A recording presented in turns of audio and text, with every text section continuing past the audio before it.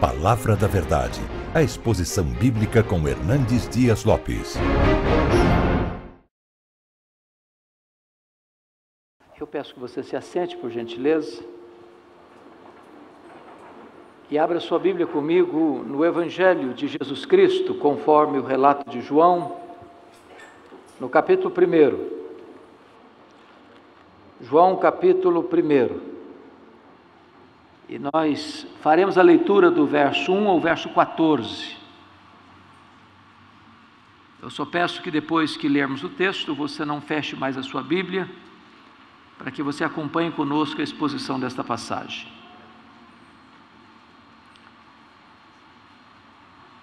Eu tenho plena ciência de que vocês todos sabem que o Evangelho de João é, certamente, a obra literária mais importante de toda a literatura mundial.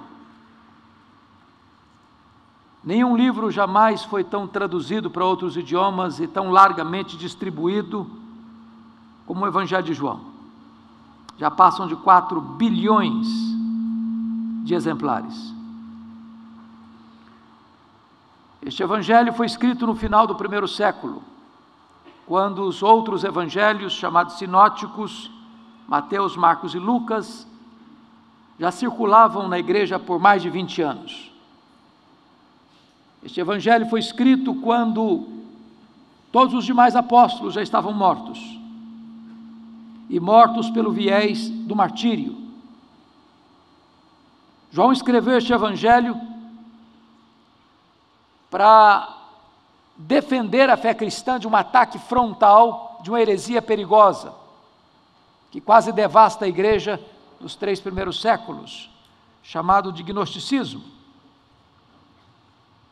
Isso porque, segundo o pensamento grego, que acreditava no dualismo, que a matéria era essencialmente má e o espírito era essencialmente bom, começa-se a negar então, por causa disso, a divindade de Cristo. Porque se Jesus tinha um corpo físico, e ele tinha, e se o corpo físico é material, e ele é, e se para eles a matéria era má, então Jesus não podia ser essencialmente bom. Se ele não podia ser essencialmente bom, ele não podia ser Deus. Logo começaram a negar a divindade de Cristo. Então João escreve este evangelho para defender uma tese, para demonstrar que Jesus Cristo era verdadeiramente Deus, sem deixar de ser verdadeiramente homem. Ele não deixou de ser Deus ao se encarnar, e ele não deixou de ser homem ao retornar ao céu como Deus. Então, este evangelho é uma espécie de tese que João defende, para provar a divindade de Cristo. E no preâmbulo deste evangelho, é como se João estivesse abrindo as cortinas da eternidade, acendendo as luzes no palco da história, para revelar-nos o nosso glorioso Redentor. E ao revelar-nos o nosso glorioso Redentor, João nos apresenta assim o nosso amado Senhor. No princípio era o Verbo, e o Verbo estava com Deus, e o Verbo era Deus. Ele estava no princípio com Deus. Todas as coisas foram feitas por intermédio dele, e sem ele nada do que foi feito se fez. A vida estava nele, e a vida era a luz dos homens. A luz resplandece nas trevas, e as trevas não prevaleceram contra ela. Houve um homem enviado por Deus, cujo nome era João. Este veio como testemunha para testificar a respeito da luz, a fim de todos irem a crer por intermédio dele. Ele não era luz, mas veio para testificar da luz, a saber, a verdadeira luz que, vinda ao mundo, ilumina a todo homem. O Verbo estava no mundo. O mundo foi feito por intermédio dele, mas o mundo não o conheceu. Veio para o que era seu, mas os seus não o receberam. Mas a todos quantos o receberam, deu-lhes o poder de serem feitos filhos de Deus, a saber, aos que creem no seu nome. os quais não nasceram do sangue, nem da vontade da carne, nem da vontade do homem, mas de Deus. E o Verbo se fez carne e habitou entre nós, cheio de graça e de verdade. E vimos a sua glória, glória como do unigênito do Pai. Amém? Quando João abre as cortinas da eternidade, ele quase nos tira o fôlego, já de início, quando ele disse assim: no princípio era o Verbo. Vocês que devem ter uma noção talvez melhor que a minha, da língua portuguesa, percebem aí que o verbo ser não está no pretérito perfeito. Ele não diz que no princípio foi o verbo, mas está no pretérito imperfeito. No princípio era o verbo.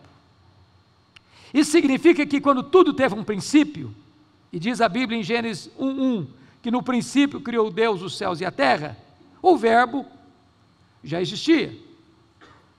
Ele preexiste ao começo, ao princípio, à criação.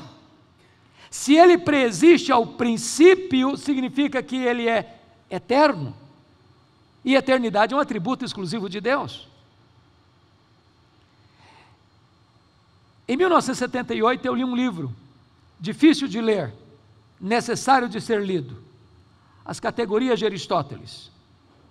E o pensador grego disse que você e eu só compreendemos algumas coisas dentro de categorias humanas, de tempo, de espaço, de tamanho.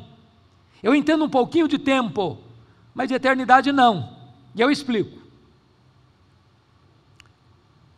Se eu perguntar a você, se eu tirar um dia de 1 milhão de anos, você não tem mais 1 milhão de anos, certo? Óbvio, claro que não. Mas se eu lhe perguntar, e se você tirar 1 milhão de anos da eternidade, quanto lhe resta? A eternidade. E se eu subtrair 1 bilhão de anos da eternidade, quanto sobra? A eternidade. Logo, a eternidade não é tempo. Logo, você e eu não entendemos tão bem o que é eternidade, porque eternidade é um atributo exclusivo de Deus, pois o Verbo é eterno. Mas o texto diz que o Verbo estava com Deus. Essa expressão pros ton theon significa que ele estava face a face com Deus. Se Deus é um ser pessoal, e Deus é, e se o Verbo estava face a face com Deus, logo o Verbo não é um ser impessoal, como pensavam os gregos.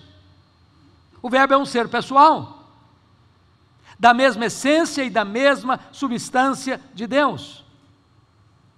Nas palavras do credo niceno, ele é Deus de Deus, luz de luz, coigual, coeterno e consubstancial com o Pai.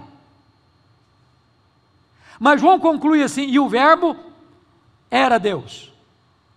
Não um ser inferior a Deus, como pensara Ário de Alexandria, não apenas um ser superior aos anjos, mas um ser da mesma natureza, da mesma substância, tendo os mesmos atributos, realizando as mesmas obras. Por esta causa eu preciso concordar com o grande pensador cristão C.S. Lewis, quando ele diz o seguinte: com respeito a Jesus você só tem 3 opções. Ou ele é um mentiroso, ou ele é um lunático, um louco, ou ele é Deus. Se ele não é quem ele disse ser, é um mentiroso. Se ele não é quem ele pensou ser, então é um louco. Mas se ele é quem ele disse ser, bom, então ele é Deus. Foi ele mesmo quem disse: quem me vê a mim, vê o Pai, porque eu e o Pai somos um. Só nos resta fazer com o que Tomé fez, curvarmos-nos aos seus pés e dizer: Senhor meu e Deus meu. Mas João vai para o verso 2 e diz que ele estava no princípio com Deus. Que princípio? Ora, no princípio criou Deus os céus e a terra. Quando os céus e a terra foram criados, o nosso glorioso Redentor estava lá. Mas não estava lá passivamente, ele estava lá ativamente, porque o verso 3 diz: todas as coisas foram feitas por intermédio dele, e sem ele nada do que foi feito se fez. Ora, isso nos leva a 4 conclusões preliminares. Primeira delas: a matéria não é eterna como pensavam os gregos. A matéria foi criada. Este mundo é feito de matéria e energia. Matéria e energia não criam a si mesmas. Este mundo é governado por leis. Leis não criam a si mesmas. Logo, alguém fora da matéria, independente da matéria, maior que a matéria, criou a matéria e estabeleceu leis para governar este mundo material, pois este é o nosso glorioso Redentor. Segundo, este mundo não é resultado de geração espontânea. A teoria da geração espontânea não está calçada com a verdade. Perdoe-me da expressão, este mundo não pariu a si mesmo. Este mundo não deu à luz a si mesmo. Este mundo não veio à existência por iniciativa própria. Este mundo foi criado e criado pelo nosso glorioso Redentor. Todas as coisas foram feitas por intermédio dele, e sem ele nada do que foi feito se fez. Terceiro, este mundo não é resultado de uma mega explosão cósmica. A teoria do Big Bang não tem amparo na verdade.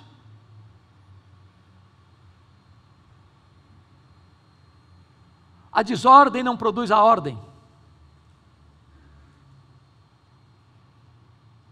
Eu não poderia jamais imaginar que se um rato corresse atabalhoadamente sobre as teclas de um piano, que pudesse arrancar daí serenata ao luar. Não poderia imaginar que se eu jogasse 1 bilhão de letras para o espaço, elas caíssem como uma grande enciclopédia. Pois é mais fácil acreditar nisso do que acreditar que uma mega explosão produziu esse universo tão vasto, tão insondável, com movimentos tão harmônicos e com leis tão precisas. Eu posso lhes garantir uma coisa: é preciso ter mais fé para ser um ateu do que para ser um crente. Pensem comigo, nós estamos no planeta Terra. Não foi uma explosão que nos deixou aqui. Nós estamos rigorosamente onde deveríamos estar. Se nós estivéssemos mais longe do Sol, nós morreríamos queimados. Se nós estivéssemos mais perto do Sol, nós morreríamos. Se nós estivéssemos mais longe, morreríamos congelados. Se nós estivéssemos mais perto do Sol, morreríamos queimados. Não foi uma explosão que nos deixou aqui, foram as mãos do nosso glorioso Redentor. Aleluia. Pense comigo na Lua. Vocês sabem que a Lua é a grande faxineira do planeta Terra. Não houver a Lua com as suas fases, não haveria as marés dos oceanos. Se não houvesse as marés dos oceanos, as nossas praias se encheriam de lixo e a vida seria impossível no nosso planeta. Não foi o acaso que deixou a Lua na sua órbita, foram as mãos do nosso glorioso Redentor. Todas as coisas foram feitas por intermédio dele, e sem ele nada do que foi feito se fez. Mas em quarto lugar, esta verdade refuta a chamada teoria do evolucionismo. Este mundo não é produto de uma evolução de milhões e milhões de anos. Vocês bem sabem que no ano de 1859, Charles Darwin publicava o seu livro A Origem das Espécies em Londres. No dia do lançamento esgota-se a primeira edição. De lá para cá, essa chamada teoria da evolução tem sido ensinada, desde o ensino fundamental até o pós-doutorado, como uma verdade científica. Falta-lhe, entretanto, a evidência das provas. É preciso dizer, irmãos, que criacionismo não é artigo de fé. Criacionismo não é artigo de religião. Criacionismo é ciência. O que nós cremos pela fé não é que o mundo foi criado, não. Isso a ciência prova.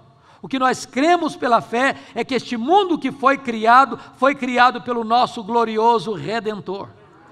Glória a Deus. Talvez você precise perguntar nesta noite: quão grande é o nosso glorioso Redentor? Quão magnífico Ele é? Quão majestoso Ele é? Quão digno de adoração e louvor Ele é? Quando o profeta Isaías estava pensando sobre essas verdades, porque escrevia um texto messiânico, no capítulo 40 do seu livro, ele diz que este é aquele que mediu as águas na concha da sua mão. Pense comigo no Pacífico, no Atlântico, no Índico, no Mediterrâneo, nos mares, nos rios. Vá aqui no Atlântico e tente esvaziá-lo com um baldinho. Veja quanto tempo você vai levar. O seu glorioso Redentor é aquele que mede o pó das montanhas em balança de precisão. O seu glorioso Redentor é aquele que mede os céus a palmos. O seu glorioso Redentor é aquele que espalha as estrelas no firmamento, e por ser forte em força e grande em poder, quando as chama pelo nome, nenhuma delas vem a faltar. Este é o seu glorioso Redentor. Agora pergunte qual é o tamanho deste universo que ele mediu a palmos. Pergunte para o astrônomo mais culto, de mente mais peregrina, de conhecimento mais robusto. Sabe qual é a resposta dele? Eu não sei. Quando ele diz eu não sei, ele não está fazendo uma confissão de ignorância absoluta, não. É que nenhum homem é capaz de afirmar categórica e insofismavelmente qual é o exato tamanho do universo. Essa é uma matéria em aberto ainda. O que eles sabem e afirmam é que o nosso universo tem mais de 93 bilhões de anos-luz de diâmetro. E o que significa isso? Significa que se você voasse a velocidade da luz, 300 mil quilômetros por segundo, nesta velocidade, você demoraria mais de 93 bilhões de anos para ir de uma extremidade à outra do universo. Pois não há um centímetro deste universo onde o nosso glorioso Redentor não possa dizer, isso aqui é meu, eu criei isso aqui, eu estou aqui e sou o dono disso aqui. Este é o seu glorioso Redentor. Pergunte a um astrônomo quantas estrelas existem. Sabe qual é a resposta dele? Eu não sei. Mas o que eles sabem e afirmam é que há mais estrelas no firmamento do que todos os grãos de areia de todas as praias e desertos do nosso planeta. Vá um dia à praia, encha a costa da sua mão de areia, leve para casa, bote numa tábua de vidro e conte quantos grãos de areia você consegue botar na costa da sua mão. Pois há mais estrelas no firmamento do que todos os grãos de areia de todas as praias e desertos do nosso planeta. Mas o nosso glorioso Redentor não apenas criou todas elas, ele batizou cada uma delas pelo nome. E por ser forte em força e grande em poder, quando as chama pelo nome, nenhuma delas vem a faltar, pois este é o nosso glorioso Redentor. Todas as coisas foram feitas por intermédio dele, e sem ele nada do que foi feito se fez. Do século XX para cá, nós não estamos mais pasmos com a grandeza insondável do macro-universo. Nós estamos boquiabertos com a complexidade do micro-universo. Por exemplo, se você pega uma folha no seu quintal, por mais tenra que ela seja, ela é tão complexa quanto a cidade de Santo André. Se você pegar a gema de um ovo, aquela gema do ovo é mais complexa do que qualquer máquina que o homem jamais inventou. Dr. John Wilson, catedrático de Harvard, um dos maiores oftalmólogos do mundo, diz que você e eu temos milhões de fios duplos encapados em cada um dos nossos olhos. E se não for assim, haveria um curto-circuito e nós ficaríamos cegos. Dr. Marshall Nirenberg, prêmio Nobel de Biologia, fez uma das mais fantásticas descobertas no século passado. Ele descobriu que você e eu somos um ser programado geneticamente, computadorizadamente programados. Ele descobriu que você e eu temos mais de 60 trilhões de células vivas no nosso corpo. Descobriu ainda que em cada uma dessas células tem 1,70 m de fita DNA, onde estão gravados e computadorizados todos os seus dados genéticos, a cor dos seus olhos, a cor do seu cabelo, o seu temperamento. Se você espichar a fita DNA do seu corpo, você terá 102 trilhões de metros de fita DNA, 102 bilhões de quilômetros de fita DNA no seu corpo. Dá para dar diversas voltas no sistema planetário. Dr. Lowe vai dizer mais tarde que códigos de vida não se originam espontaneamente, códigos de vida não se originam de uma explosão, códigos de vida não se originam de evolução, códigos de vida foram plantados em você pelo Deus Todo-Poderoso, Criador dos céus e da terra, e este é o seu glorioso Redentor. Todas as coisas foram feitas por intermédio dele, e sem ele nada do que foi feito se fez. Mas quando João vai para o verso 4, ele tira o fôlego de novo. Quando ele diz, a vida estava nele. E a vida era a luz dos homens. Sabe o que significa isso? Todos os seres que existem, anjos, homens, animais, existem porque receberam vida dele. Ele, sendo autoexistente, é o doador da vida. Alguém pergunta, mas quem criou Deus?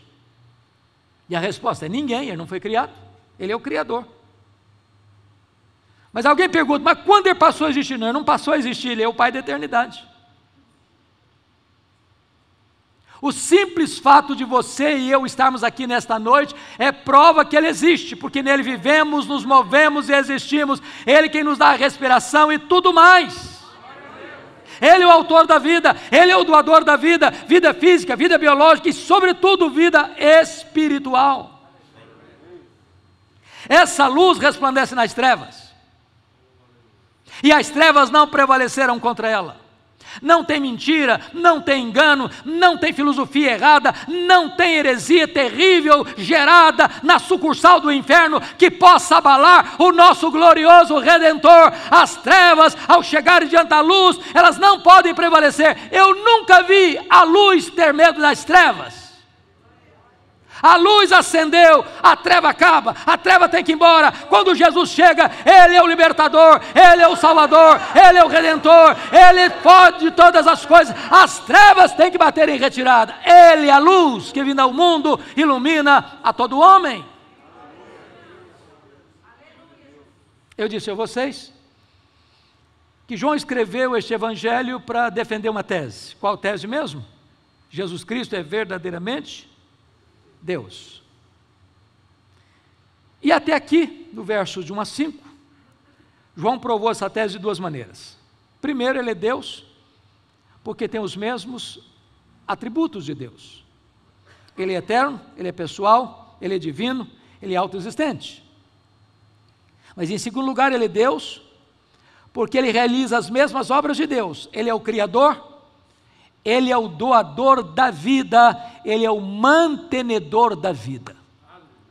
Se Ele é isso tudo mesmo, e Ele é, eu quero dizer algo para você nessa noite. Nenhum que veio aqui hoje pode ficar neutro diante desse Jesus. Você precisa ter uma resposta a Ele nesta noite. Talvez você diga assim, mas pastor, eu vim aqui hoje e eu não tenho decisão nenhuma. Eu nem aceito nem rejeito, estou neutro, estou indeciso. Eu quero dizer para você que a indecisão é uma decisão. A indecisão é a decisão de não decidir. E com respeito a Jesus, Ele disse, quem não é por mim, é contra mim. Quem comigo não ajunta, espalha. Qual é a sua decisão em relação a Jesus? Pois agora João vai nos apresentar 3 decisões em relação a Jesus. Vejamos no texto. A primeira delas, dos versos 6 a 9, a decisão do precursor, a decisão de João Batista. Houve um homem enviado por Deus, cujo nome era João.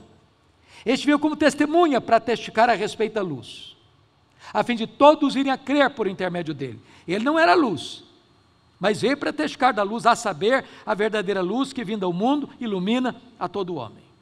Pensem comigo nisso. Havia 400 anos de silêncio profético, de Malaquias a João Batista.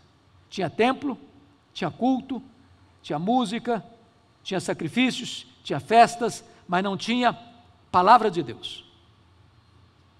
Depois de 400 anos, veio a palavra de Deus a João no deserto da Judéia.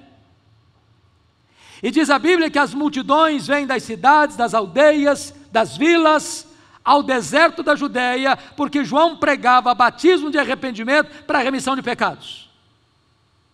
Estavam lá as multidões, os fariseus, os saduceus, os soldados, os coletores de impostos, os publicanos. E diz Lucas que de repente esta massa humana começa a cogitar, todos começam a pensar, e esse pensamento gera uma pergunta, e esta pergunta beija os ouvidos de João Batista, com a voz aveludada e sibilante da serpente. E a pergunta era esta: porventura, tu não és o próprio Cristo? Olha a tentação aí, olha o perigo aí, olha a tendência de botar um homem no pedestal aí. Pense comigo, se João Batista tivesse engolido esta isca venenosa, ele poderia pensar assim, bom, pensando bem, você quer saber de uma coisa? Eu mesmo posso ser o Messias. Apoio popular eu já tenho. Esse povo todo aí. Eu poderia pensar, bom gente, eu sou um fenômeno. Esse povo está vindo me ouvir no deserto. Mas ele não engoliu a isca, não. Ele foi categórico, eu não sou o Messias. Eu não sou o verbo, eu sou apenas uma voz que clama no deserto. Eu não sou a luz, eu vim para testificar da luz, a saber, a verdadeira luz que é vinda ao mundo, ilumina todo homem. Eu não sou o cordeiro, eu aponto para Jesus e digo, eis o cordeiro de Deus que tira o pecado do mundo. Eu não sou o noivo, eu sou apenas o amigo do noivo. Eu batizo com água, mas aquele que vem depois de mim é mais poderoso do que eu, e ele vos batizará com o Espírito Santo e com fogo. Eu não sou nem digno de me curvar, desatar as correias das suas sandálias. Eu tenho um lema de vida, convém que ele cresça e que eu diminua. Sabe o que João está nos ensinando? Nunca queira receber a glória que só pertence a Jesus. Ele não divide a sua glória com ninguém. A segunda decisão, confiram comigo, está aí nos versos 10 e 11. É a rejeição do Messias, a rejeição do glorioso Redentor. O verbo estava no mundo, o mundo foi feito por intermédio dele, mas o mundo não o conheceu. Veio para o que era seu e os seus não o receberam. E a pergunta é, quem eram os seus aí? Os judeus, o seu povo, a nação de Israel. Mas não o receberam por quê? Por falta de luz? Não, por falta de olhos. Por falta de evidência? Não, por falta de fé. Toda a história do Velho Testamento, irmãos, apontava para Jesus. Desde Gênesis 3,15, da semente da mulher nascerá aquele que esmagará a cabeça da serpente.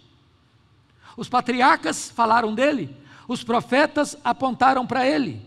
O cordeiro da Páscoa era um símbolo dele, o tabernáculo era um símbolo dele, a arca da aliança era um símbolo dele, o que estava dentro da arca, as tábuas da lei, o vaso com maná, a vara seca de Arão que floresceu, era um símbolo dele, a tampa da arca, o propiciatório, era um símbolo dele, as festas de Israel eram um símbolo dele, o sábado era um símbolo dele, tudo apontava para ele, tudo era sombra dele, ele a realidade.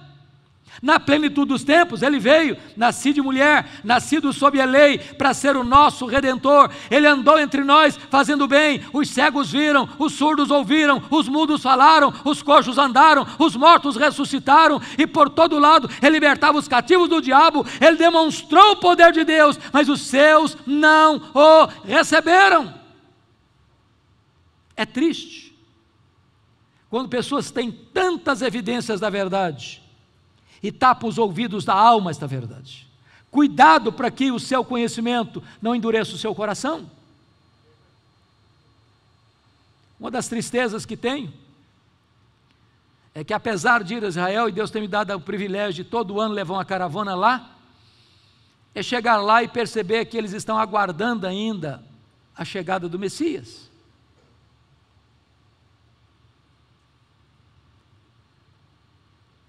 Até mesmo os guias, a grande maioria deles, falam de Jesus com tanta desenvoltura, até parece que são cristãos.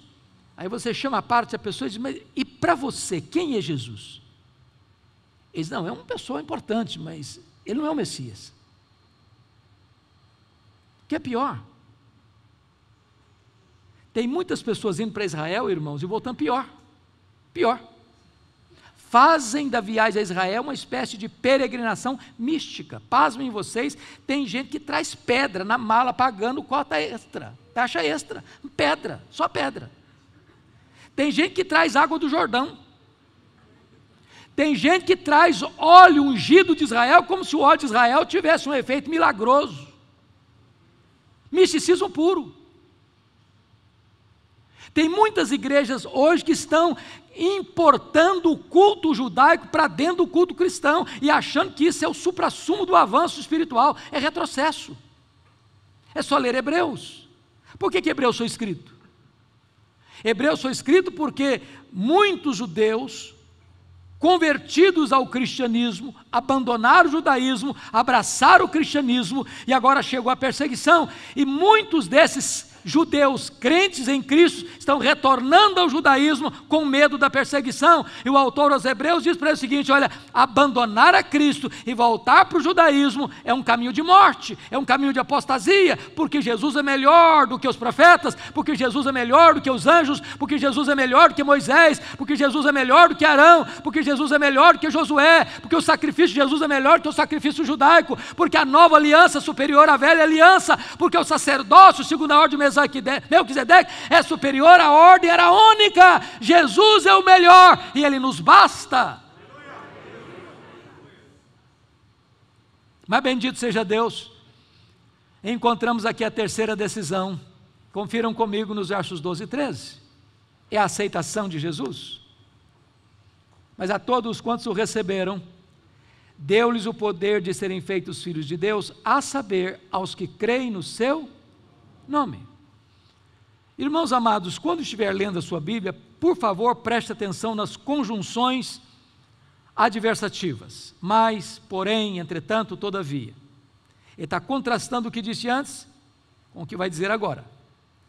Em virtude da rejeição de Israel, está escrito assim: mas a todos quantos o receberam, deu-lhes o poder de serem feitos filhos de Deus. A pergunta é: todos quem? Todos quanto? Todos quanto? E a resposta é: todos judeus, todos gentios, todos homens, todos mulheres, todos grandes, todos pequenos, todos doutores, todos analfabetos, todos ricos, todos pobres, todos brancos, todos amarelos, todos pardos, todos negros, todos daqui, todos dali, todos da além, não importa onde você vem, não importa para onde você vai, se você recebe a Jesus, você é feito filho de Deus. É óbvio que então nem todos são filhos de Deus. Ser filho de Deus não é algo natural. Ninguém é filho de Deus porque nasce numa nação chamada cristã. Ninguém é filho de Deus porque frequenta uma igreja chamada cristã. Ninguém é filho de Deus porque recebeu um rito religioso chamado batismo cristão. Ser filho de Deus é a coisa mais revolucionária da sua vida. É você nascer de novo, é ter um novo coração, uma nova mente, uma nova vida, uma nova família, uma nova pátria. É ser nova criatura. Mas João não quer que ninguém fique confuso sobre o que significa ser filho de Deus, então ele explica detalhadamente no verso 13: os quais não nasceram do sangue. O que significa isso? Ser filho de Deus não é algo hereditário. Alguém chega e pergunta assim: você é filho de Deus? É claro, meu pai é o pastor da igreja. A minha mãe até dirige o círculo de oração da igreja. Ser filho de pastor deve ser coisa boa. Eu não sou, deve ser. Ter uma mãe de oração com certeza é maravilhoso. Mas isso não faz de ninguém ser filho de Deus, não. Ser filho de Deus? Claro, sou batista desde que nasci. Sou presbiteriano desde o berço. Sou assembleiano roxo. É muito bom ser batista, presbiteriano, assembleiano, mas isso não faz de você filho de Deus, não. Você é filho de Deus? Claro, eu sou calvinista. Eu sou um arminiano. Ser calvinista e arminiano não faz de você filho de Deus também, não. Ser filho de Deus só é possível quando o Espírito Santo entra dentro de você, muda as disposições íntimas da sua alma, tira o tampão dos seus olhos, tira o tampão dos seus ouvidos, tira a venda dos seus olhos, vai lá dentro e arranca o seu coração de pedra e lhe dá um coração de carne, e você nasce de novo na família de Deus. Não é hereditário, irmãos. Os quais não nasceram do sangue, nem da vontade da carne. Sabe o que significa isso? Nenhum de nós tem autoridade, tem competência para nos autoproclamar filhos de Deus. Por exemplo, imagine que na agitação da grande São Paulo, chega um feriado, você vai para um lugar gostoso, uma montanha linda, o dia está lindo, o clima está agradável, aquele ambiente tão prazeroso, o arvoredo esvoaçando a sua cabeleira, a grama verde farfalhante, o passareda a cantar, as borboletas enchendo o ar de cores, as flores embriagando o ambiente, perfumes os mais variados, tudo é belo, tudo é encantador, e vocês amam, que coisa maravilhosa. Você quer saber de uma coisa? A partir de hoje eu me faço filho de Deus. Bonito, não? Mas impossível. Impossível. Só Deus pode fazer de você seu filho.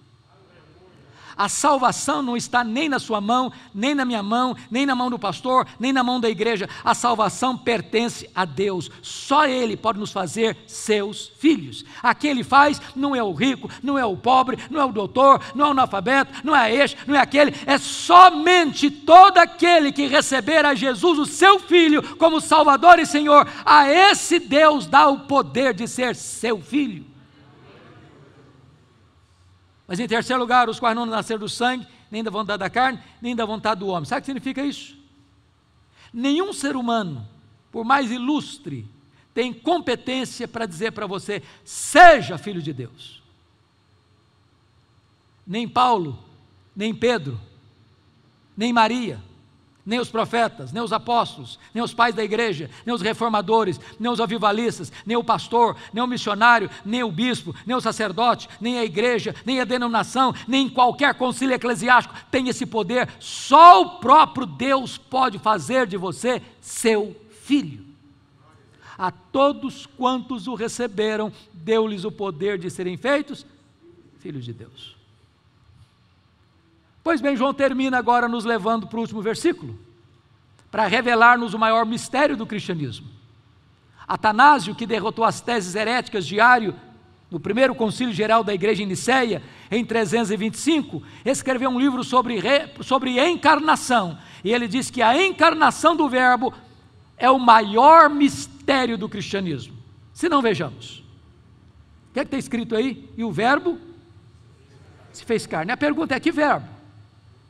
E a resposta é, o verbo eterno, o verbo pessoal, o verbo divino, o verbo autoexistente, o verbo criador, o verbo que é a verdadeira luz, o verbo que é o salvador do mundo. Esse verbo é Deus, e como tal, ele é autoexistente, infinito, imenso, eterno, imutável, onipotente, onipresente, onisciente, soberano, transcendente. Ele é maior que tudo quanto ele criou. Numa linguagem bíblica, nem os céus dos céus pode contê-lo. Diz o apóstolo Paulo em Filipenses 2, que este a si mesmo se esvaziou. Ele não foi esvaziado, ele se esvaziou. E ele se esvaziou, se esvaziou, se esvaziou, se esvaziou, se esvaziou, se esvaziou, a ponto de se transformar um zigoto, um embrião, um feto, um bebê, que nasceu de uma virgem, foi enfaixado em panos e deitado numa manjedoura. Que mistério bendito! Mas esse verbo não veio para habitar longe de nós, sentindo náuseas de nós, ele veio para habitar entre nós. Ele vestiu pele humana, ele calçou as sandálias da humildade, ele pisou o nosso chão, ele comeu o nosso pão, ele bebeu a nossa água, ele chorou as nossas lágrimas, ele sentiu a nossa dor, ele carregou sobre o seu corpo os nossos pecados, ele morreu por nós e ele ressuscitou e voltou ao céu, está à destra de Deus e há de voltar pessoalmente, visivelmente, audivelmente, repentinamente, inesperadamente, gloriosamente.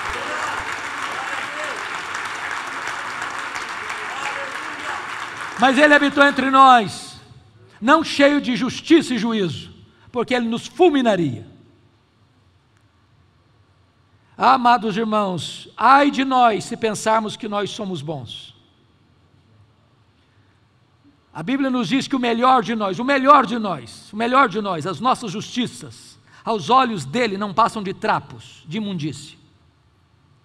Eu fico pensando, pastor Ari, se o melhor de nós não passa de trapos, pastor Rogério, e o pior de nós, o que seria? Mas ele não veio cheio de justiça e juízo não, ele veio cheio de graça e misericórdia. Ele nos apanhou arruinados, Ele nos apanhou sujos, Ele nos apanhou contaminados, Ele nos apanhou depravados, Ele nos apanhou condenados. Nós estávamos mortos nos nossos delitos e pecados, e Ele nos deu vida, e Ele nos limpou, e Ele nos lavou, e Ele nos perdoou, Ele nos transformou, Ele nos restaurou, Ele nos fez membros da família de Deus. E diz o texto: e vimos a sua glória, glória como do unigênito do Pai. Eu acho que todos vocês que passaram por uma escola bíblica dominical sabem disso. Glória não é um atributo de Deus, como a justiça, a santidade, a misericórdia. Glória é um conceito teológico que representa todos os atributos de Deus na sua manifestação máxima. Por exemplo, quando Deus mandava um profeta no Velho Testamento, via de regra ele dava uma ênfase neste ou naquele atributo. Isaías enfatizou a santidade de Deus, Osés enfatizou a misericórdia de Deus, Amós enfatizou a justiça de Deus. Mas quando Jesus Cristo veio, Ele não veio para mostrar este ou aquele atributo, Ele veio para revelar Deus na sua plenitude. Sabe por quê? Porque Ele era a exata expressão do ser de Deus, Ele era o resplendor da glória. Ele pode dizer o seguinte: quem me vê a mim, vê o Pai, porque eu e o Pai somos um.